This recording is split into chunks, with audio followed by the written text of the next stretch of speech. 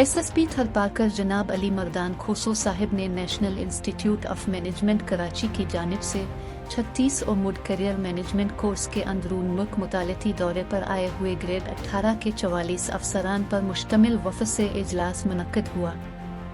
वफ़द को ज़िला थरपारकर की तारीख़, सकाफ़त, लॉ एंड ऑर्डर और दीगर इंतज़ामी उमूर पर तफसीली ब्रीफिंग देते हुए SSP साहिब ने बताया कि थरपारकर सिंध का कदीम और पुरअमन ज़िला होने के साथ माजी में इल्म व अदब का मरकज़ भी रहा है। उन्होंने कहा कि थरपारकर की न सिर्फ हज़ारों साल पुरानी तारीख़ है। SSP साहिब ने वफ़द को मज़ीद बताया कि नंगर पारकर, नौकोट कला, तारीख़ के अनमोल और हैरत अंगेज़ व दिलचस्प मकामात मौजूद हैं।